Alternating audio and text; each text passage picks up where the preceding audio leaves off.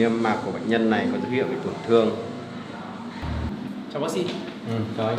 Bác sĩ ơi, cô tiểu nữ tình hình cô sao ạ? Tình hình của bệnh nhân hiện giờ vẫn đang hôn mê.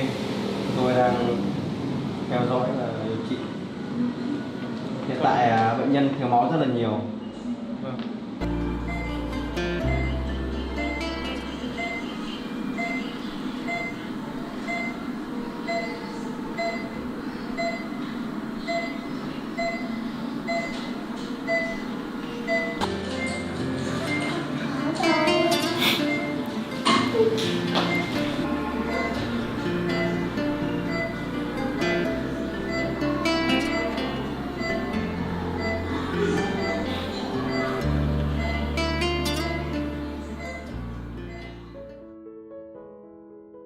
O quarto de hospital era um santuário estéril.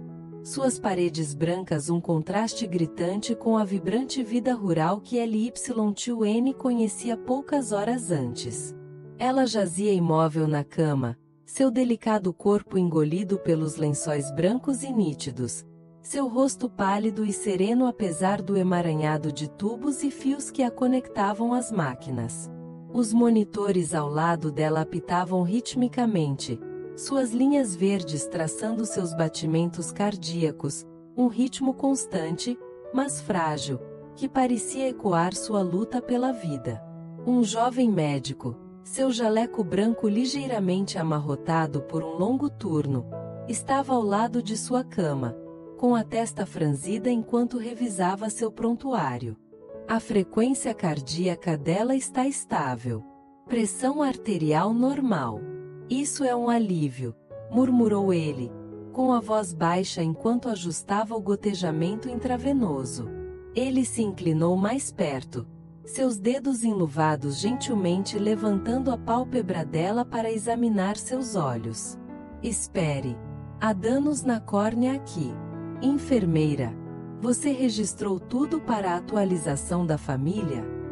Uma enfermeira de scrubs azul pálido assentiu, sua caneta movendo-se rapidamente sobre um bloco de notas. Sim, doutor, mas há mais, ela está gravemente anêmica. Seus níveis sanguíneos estão perigosamente baixos. O médico suspirou, seus ombros caídos sob o peso do diagnóstico. Tudo bem, compile o prontuário completo. Preciso falar com a família dela em breve. Certifique-se de que todos os detalhes estejam documentados. Ele a dispensou com um gesto, seu tom firme, mas cansado. Você pode ir agora. A enfermeira saiu, seus passos ecoando pelo corredor, deixando o médico sozinho com o zumbido dos monitores. Ele encarou tio N, sua mente correndo por opções de tratamento. A gravidade de sua condição um fardo pesado. Ela é tão jovem, pensou ele, mas seu corpo passou por tanta coisa. Lá fora, o corredor do hospital zumbia com uma urgência silenciosa. Enfermeiros empurravam carrinhos carregados com suprimentos médicos. O choro de uma criança ecoava de um quarto distante, e o leve cheiro de antisséptico pairava no ar. Jack rompeu pelas portas duplas, seu rosto pálido de pânico, suas botas de trabalho arrastando no chão polido enquanto ele corria em direção ao médico. Doutor! Doutor! Ele chamou, sua voz tremendo de medo. A tio N já acordou? O médico virou-se, sua expressão calma, mas firme, seus olhos encontrando o olhar desesperado de Jack. Por favor, tente manter a calma. Estamos fazendo tudo o que podemos para estabilizá-la. A voz de Jack falhou, suas mãos cerradas em punhos ao lado do corpo. Mas ela acordou? Por favor, presse seu saber. O médico balançou a cabeça, seu tom pesado. Ainda não. Ela ainda está em coma. Os ombros de Jack caíram, sua respiração vindo em arfadas irregulares enquanto ele passava a mão pelo cabelo despenteado, o peso da culpa o oprimindo. Eu deveria saber que ela não estava bem, sussurrou para si mesmo, sua voz quase inaudível. Eu deveria ter cuidado melhor dela. Antes que ele pudesse insistir, uma enfermeira se aproximou, guiando um garotinho, Dewey, o filho de tio N, em direção a eles. Senhor, deixe o garoto vê-la, disse a enfermeira gentilmente, sua voz um contraste suave com o ambiente estéril. Jack assentiu, com a garganta apertada, e pegou a pequena mão de Dewey, levando-o para o quarto. O médico seguiu, sua prancheta debaixo do braço. Olá, cumprimentou, seu tom suavizando ao ver a preocupação estampada no rosto de Jack. Os olhos de Jack imploraram. Doutor, a tio N está bem? O que está acontecendo com ela? O olhar do médico vacilou para tio N, depois voltou para Jack. Ela ainda está em coma. Estamos monitorando e tratando-a. O problema principal é anemia grave. Provavelmente causou o colapso dela. Jack franziu a testa, sua voz melam sussurrou. E o senhor está perguntando se eu sou o marido dela ou? O médico inclinou a cabeça. Apenas um amigo, respondeu Jack, sua voz pesada com culpa. Eu a conheço há anos. Eu deveria ter notado que algo estava errado. O médico assentiu, anotando. Entendo. A outra coisa. Os olhos dela estão sangrando. O que está causando isso? O rosto do médico ficou sério, sua testa franzindo. Além da anemia, ela tem danos graves na córnea. É significativo. A respiração de Jack ficou presa, seu coração batendo forte no peito. Danos na córnea? O que isso significa? A visão dela vai se recuperar? O médico hesitou, escolhendo suas palavras cuidadosamente. Não temos certeza ainda. É uma possibilidade que não podemos descartar. A voz de Jack tremeu, seus olhos brilhando com lágrimas não derramadas. Posso vê-la agora? Por favor. O médico cedeu, afastando-se. Sim, mas não perturbe a condição dela. Ela precisa descansar. Jack assentiu, guiando Dewey para o quarto, a pequena mão do garoto tremendo na sua. Lá dentro, tio N jazia imóvel, seu rosto pálido contra os lençóis brancos, sua respiração superficial, mas constante. Jack ajoelhou-se ao lado dela, sua voz falhando enquanto ele sussurrava. Eu me preocupei tanto com você, tio N. Por que você não me disse que estava tão fraca? Vê-la assim? Parte meu coração.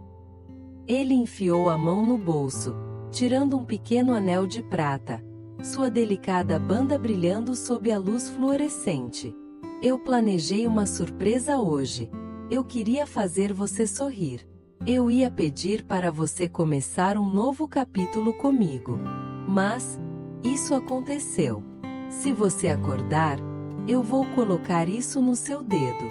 Por favor, despertate. Sua voz falhou enquanto ele abaixava a cabeça, orando silenciosamente, seus dedos traçando a superfície lisa do anel. Você está me ouvindo? Say sim, accord logo, ok? De repente, uma lágrima escorreu do olho fechado de tio N, rolando por sua bochecha como um apelo silencioso. A cabeça de Jack ergueu-se, seu coração saltando. Doutor! Doutor! Ele gritou, levantando-se cambaleando enquanto o médico voltava correndo. O que é? Perguntou o médico, seus olhos disparando para os monitores. Jack apontou, sua voz tremendo de esperança. Ela está chorando. Olhe! O médico inclinou-se, verificando seus sinais vitais, um leve sorriso rompendo sua compostura estoica. Chorando? Esse é um bom sinal. Ela está acordando. Não se preocupe, ela vai se recuperar. O alívio inundou Jack, seus joelhos fracos. Obrigado, doutor. O médico entregou-lhe um relatório, seu tom voltando a ficar sério. O dano na córnea dela está em 60%. É grave. Pode ser de uma queda forte que ela sofreu antes. A esperança de Jack diminuiu, sua voz mal acima de um sussurro. Ela vai ficar cega? O médico assentiu gravemente. Possivelmente, se não tratada. Jack insistiu, seu desespero aumentando. Por quê? A cirurgia pode resolver? O médico se animou um pouco. A cirurgia poderia restaurar 99% da visão dela. Mas há um problema. Não temos córneas de doador aqui no hospital. A voz de Jack elevou-se, suas mãos tremendo. Nenhuma outra maneira.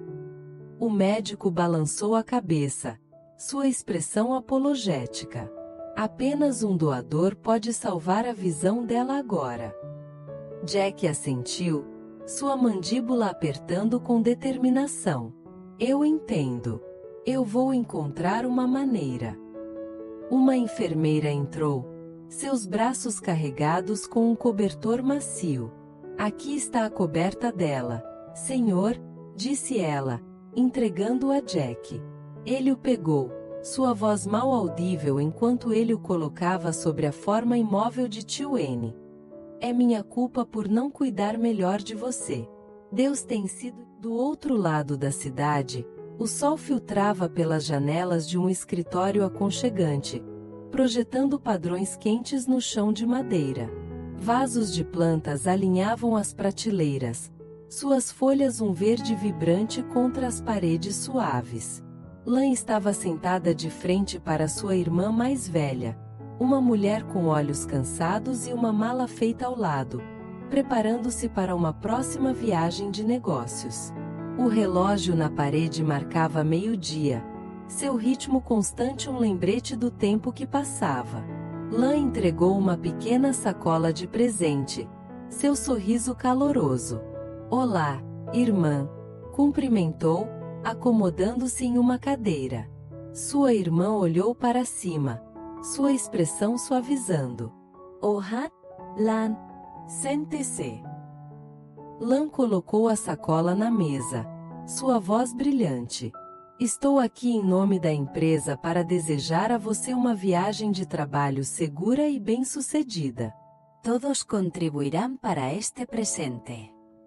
Sua irmã assentiu, seus dedos tocando a fita da sacola. Obrigada. Por favor, transmita minha gratidão a todos na empresa. Eles têm sido muito solidários. Lan inclinou-se para a frente, seu tom sério. A carga de trabalho é pesada lá? Ouvi dizer que é um grande projeto. Sua irmã suspirou, esfregando as têmporas. Bastante, sim. É uma tarefa desafiadora, mas vou conseguir. Lan encorajou, sua voz firme. Esta viagem é importante. Todos estão contando com você para fechar o negócio. Dê o seu melhor. Sua irmã sorveu sua água, o copo fresco contra seus lábios. Vou tentar o meu máximo. Obrigado pelo apoio e pelos presentes. Por favor, agradeça à equipe por verificar como estou. Significa muito. Lan dispensou com um gesto, seu sorriso tranquilo. Não há necessidade, é assunto da empresa. Estamos todos juntos nisso. Ela se levantou, olhando para a porta. Espere um momento, vou pegar alguns documentos para você. Ela saiu, seus passos rápidos no chão de madeira, e voltou momentos depois com uma pasta grossa, suas páginas bem organizadas. Entregando-a, Lan explicou. Isso tem seu endereço de trabalho, detalhes do escritório e uma lista de tarefas. Revise-o cuidadosamente. Sua irmã folheou as páginas, sua testa franzindo enquanto absorvia as informações. Obrigada. Entendi o essencial. É muita coisa, mas vou conseguir. Lan entregou outra folha, sua voz firme. Aqui está a lista de clientes e o cronograma de voos. Planeje de acordo. Seu voo é daqui a 2 dias. Sua irmã assentiu, enfiando a folha na mala. Parece bom. Vou organizar tudo e me preparar para voar. Obrigada novamente, Lan. Lan sorriu, seus olhos calorosos. Lick se precisar de ajuda. Vou sair, boa sorte. Sua irmã acenou, sua voz suave. Cuide-se. Sozinha agora, sua irmã murmurou para si mesma. 2 dias até o voo. Devo visitar tio N e a escola hoje. Ela esfregou os olhos, uma ruga vincando sua testa. Por que minha visão está ficando mais embaçada? Tem piorado a semana toda. Uma batida interrompeu seus pensamentos, e seu médico entrou, sua expressão grave. Estou aqui para atualizar sua condição. Como você se sente? Ela forçou um sorriso, as mãos cerradas com força no colo. Melhor, mas meus olhos ainda estão turvos. É difícil ler. O rosto do médico ficou solene, sua voz baixa. Eu disse à sua família antes, seu dano na córnea é grave. Você pode ficar cega se progredir. Sua respiração ficou presa, suas mãos tremendo. Siga? Como? Isso não pode estar acontecendo. O médico suavizou, seu tom tranquilizador. Não entre em pânico. Estamos monitorando você de perto. Descanse agora. Voltarei mais tarde. Ao sair, ela sussurrou para si mesma, sua voz tremendo. Não posso ficar cega. Tenho que cuidar de Dui. O que vai acontecer conosco? O escritório de repente pareceu pequeno. A luz do sol entrando pela janela, um contraste cruel com a escuridão rastejando em sua visão, seu futuro incerto enquanto ela lutava com a notícia.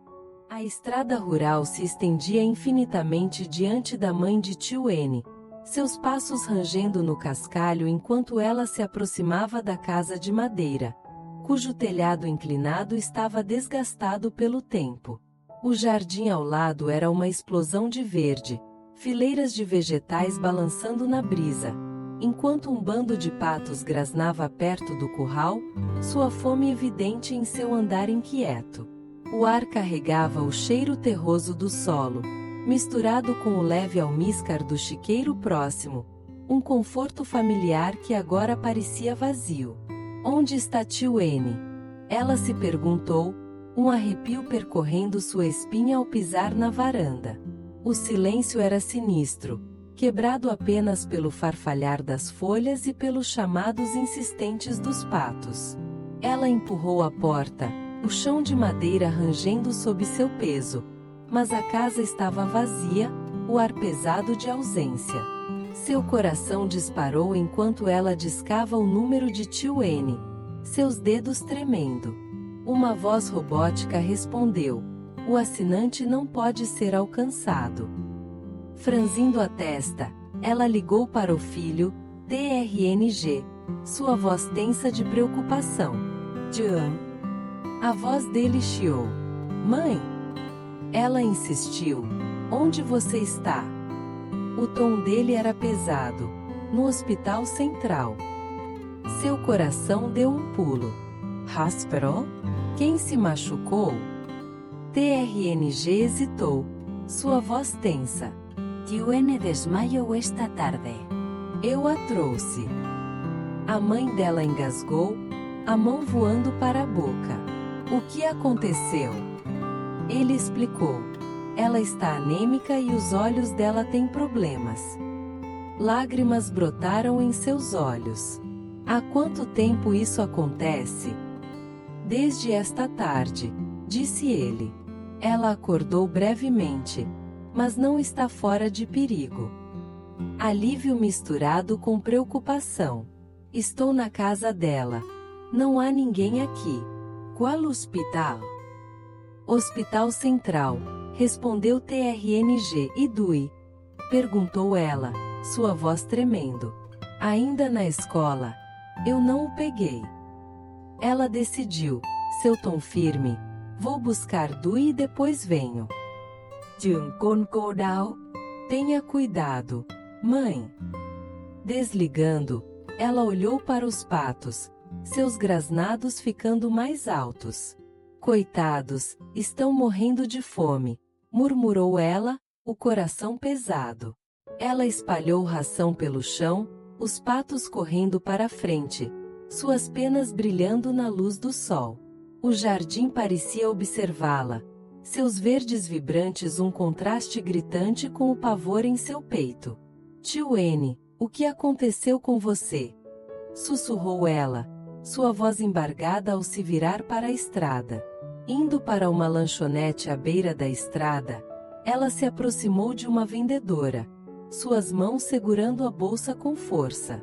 Uma caixa de mingau para alguém fraco, por favor, disse ela, sua voz firme apesar da tempestade dentro dela. A vendedora, uma mulher de rosto gentil, assentiu, embalando o mingau com cuidado. Aqui está, disse ela, entregando o recipiente quente. A mãe forçou um sorriso, seus pensamentos acelerados. Preciso chegar ao hospital, pensou ela, a imagem da casa vazia pairando como uma sombra, um peso pressagiador em sua jornada para ver a filha. Dentro de um mercado movimentado, a mãe de tio N navegou por bancas repletas de mercadorias, pilhas de vegetais frescos, tecidos coloridos tremulando na brisa e o aroma defumado de carne grelhada flutuando no ar. O mercado estava vivo com conversas, vendedores chamando os transeuntes, suas vozes um zumbido animado contra o pano de fundo da vida rural. Ela se aproximou de uma banca de laticínios, suas prateleiras abastecidas com caixas de leite. A vendedora, uma mulher alegre com um sorriso brilhante, cumprimentando-a calorosamente. Olá! Preciso de leite para uma pessoa doente, disse a mãe, sua voz firme, mas seus olhos traindo sua preocupação. A vendedora assentiu, suas mãos movendo-se rapidamente enquanto ela gesticulava para as prateleiras. Para que idade? Cerca de 20? Elas podem tomar leite para adultos. Temos integral, baixo açúcar, sem açúcar ou leites vegetais. Noz, amêndoa, arroz integral, GAC, açafrão, até aveia, todos com cálcio extra. A mãe assentiu, sua mente em outro lugar. Vou levar o leite vegetal, disse ela, sua voz suave. A vendedora calculou o custo.